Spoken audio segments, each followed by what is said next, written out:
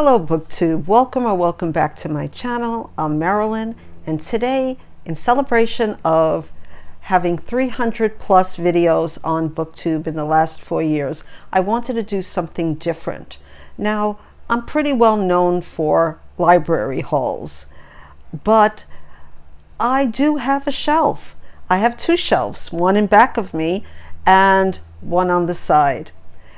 And I wanted to show you some of my all-time favorite books, books that I will never unhaul, books that mean something really important to me for one reason or another.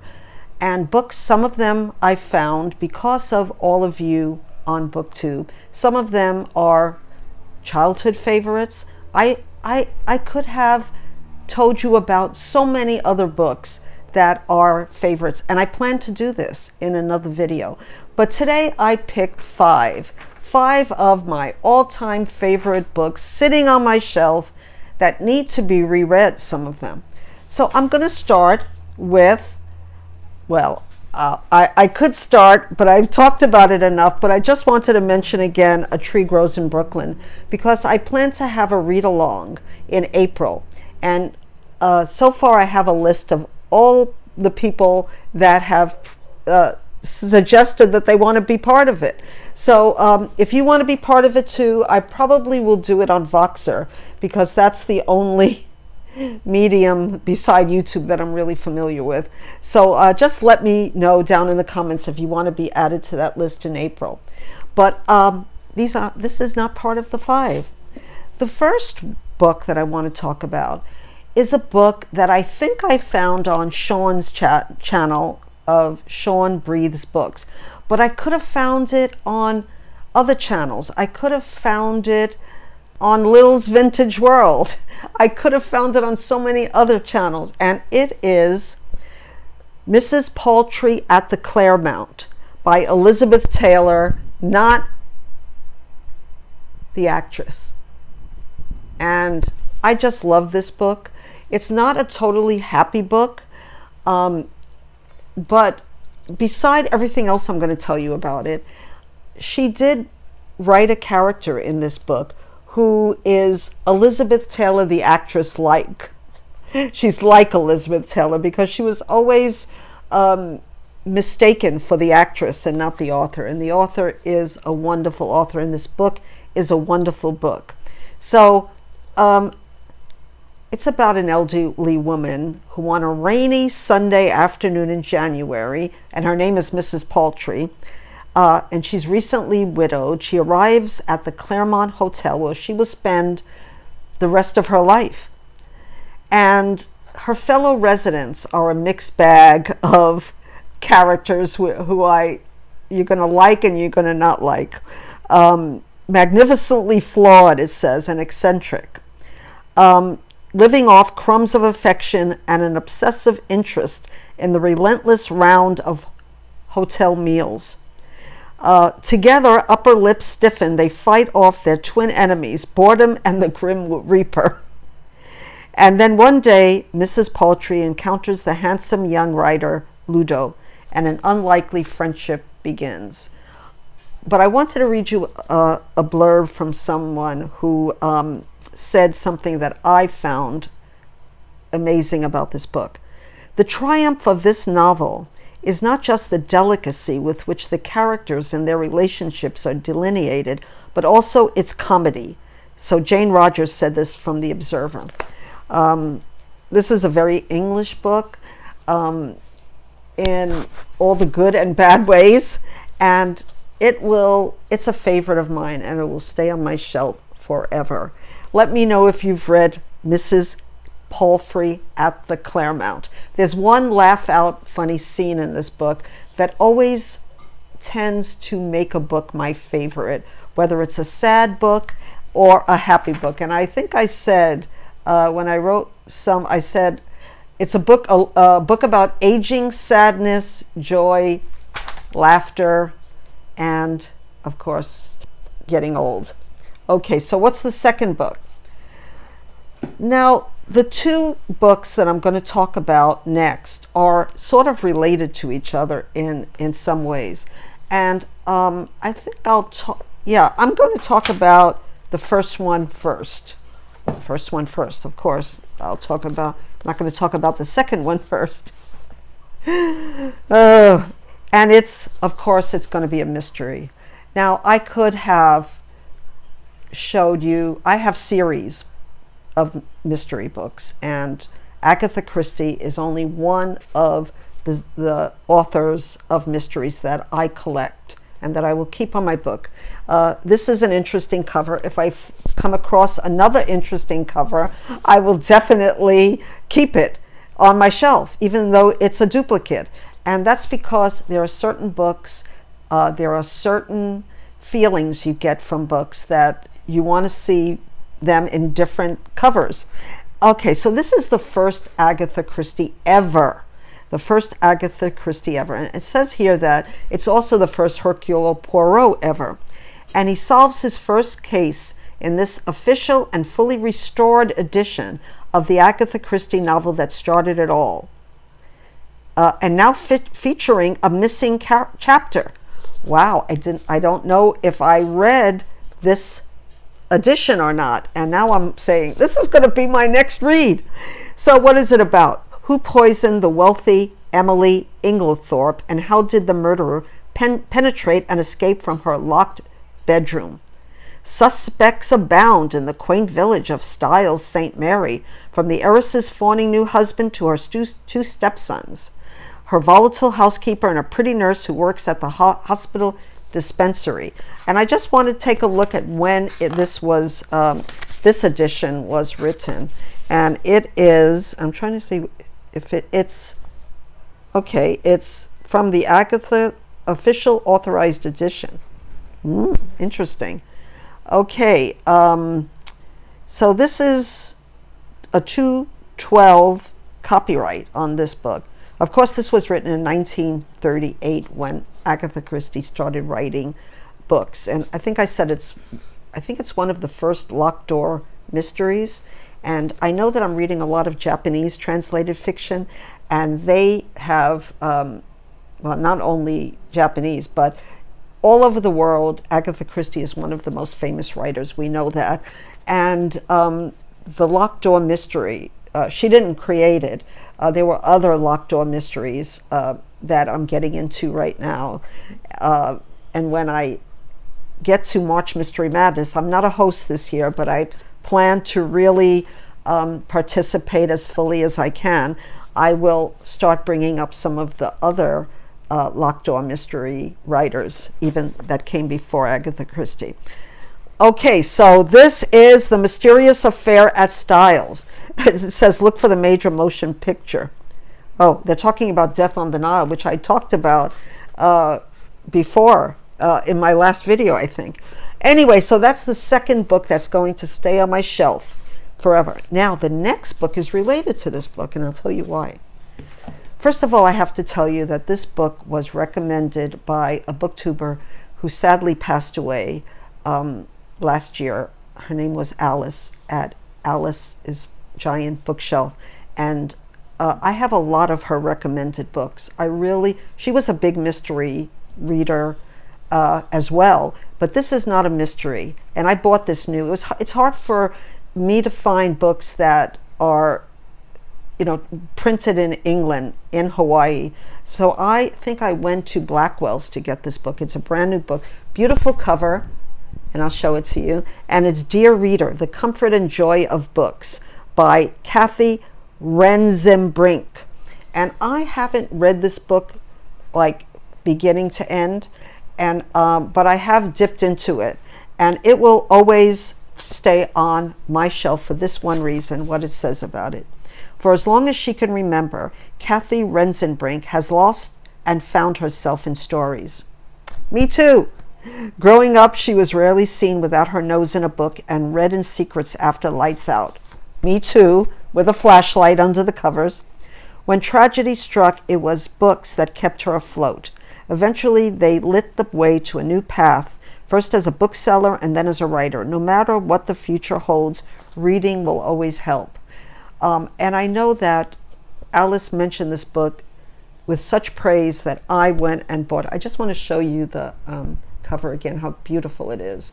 And I'm not a type of person that buys a book just because I fall in love with the cover. But if I buy a book and I fall in love with the cover, it's just extra for me. And okay, so why is it related to the Agatha Christie? Well, on page 48, there's a chapter called The Enduring Consolations of Crime. And perhaps all early readers are conditioned to enjoy crime fiction by reading Enid Blyton's stories. I've never heard of her, but I definitely will look her up. I have never fully understood why I enjoy mysteries so much. Maybe it's something to do with order being restored at the end.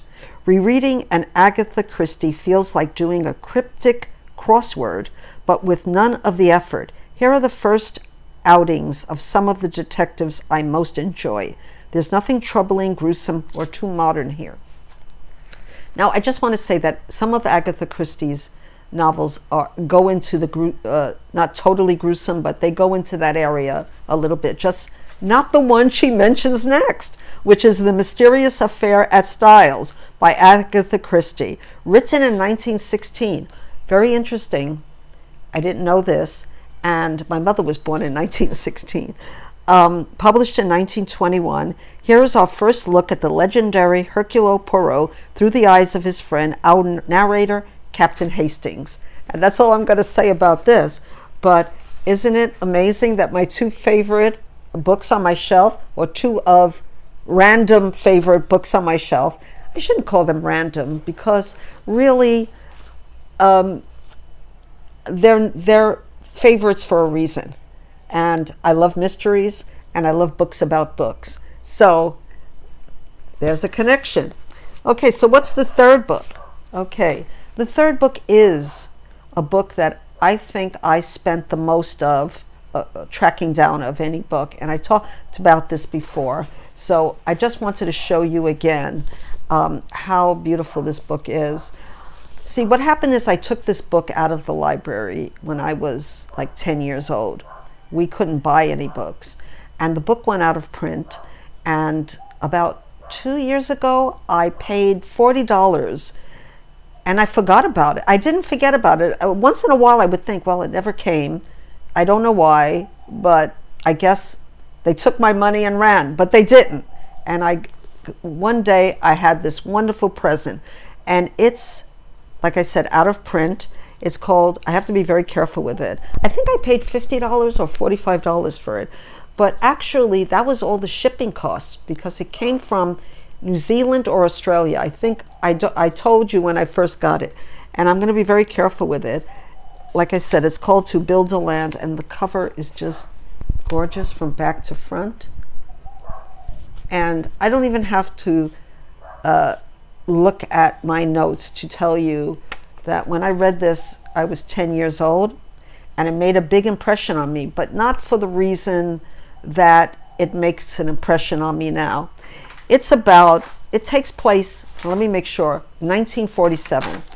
And it was published in 59. So I think I must have read it in 1960 when I was 10 years old.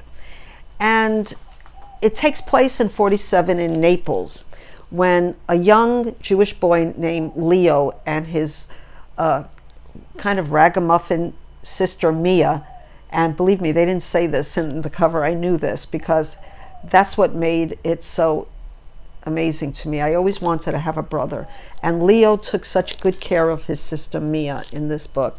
And they're living after the war. After the war ended, they're living rough on the streets in Naples, and he's trying to take care of his sister, and that's the part that really got me. So, but there's other parts that got me, and then they are scooped up with other nationalities of orphans all over Europe, and you know, they live outside bomb buildings, and they're picked up with other groups of orphans and sent to Tel Aviv, where both safety and danger awaits them.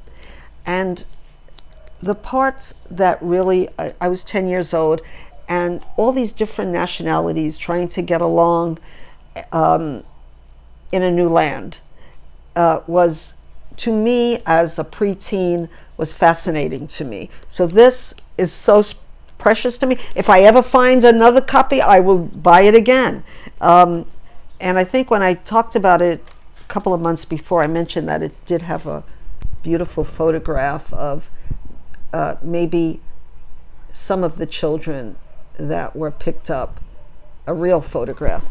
So, okay, so that's staying on my shelf, like, of course, it's staying on my shelf. So what's the next one? I definitely found on Lil's channel, Lil's Vintage World, and I went on to read all of the author's books, and it's The Enchanted April by Elizabeth von Arnim. And I'll show you the cover. It's a gorgeous cover.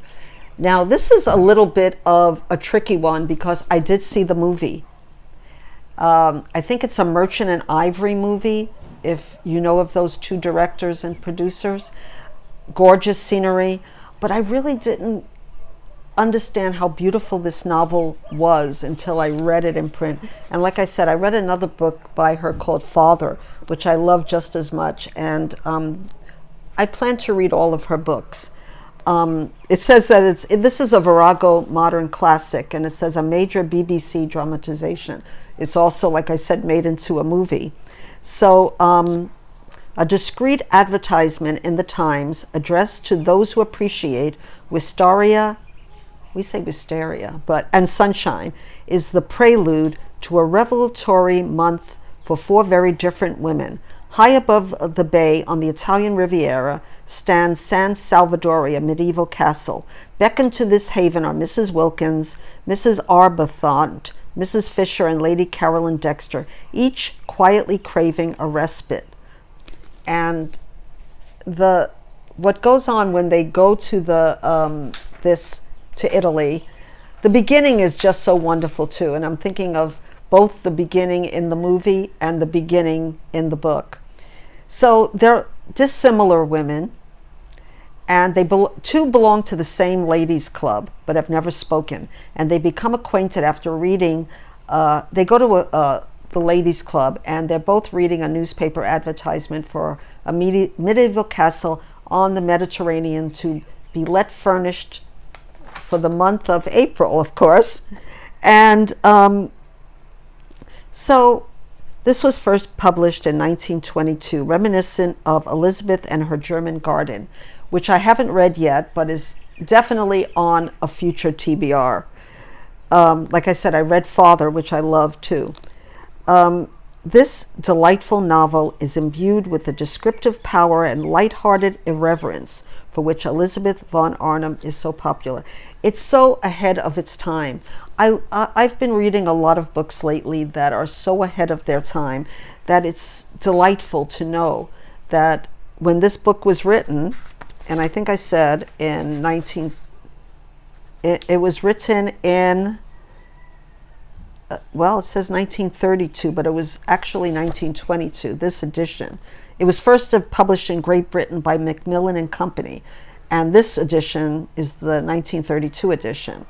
So we're talking about women who are living in the 1920s, just when women were beginning to realize that they were individuals. I'm sure they realized that before, but they were able to do things that were maybe out of the norm for women in their society. And these women come from different walks of life. And the way that they communicate with each other was so wonderful to me. So that is the last book that I'm going to talk about today. But I just wanted to say that, yeah, it's been a wonderful reading week. And I'm going to come to you soon with the books that I'm reading, because I am in a reading wonderful space right now, reading books that are delighting me and that I'm going to share with you soon. And I just wanted to ask you to please subscribe to my channel. I was going to say that I reached one person, one subscriber in the last 3 months. And then just when I was going to tell you I'm at a certain number that's a round number, I lost a person. So I know it's silly, but I work hard to make these videos at my age, and I really do appreciate it if you would subscribe, like, comment, share, do all the good things. Like other people say, it doesn't cost anything. So until we meet again very soon, I wish you all a wonderful weekend, and of course, as always, aloha.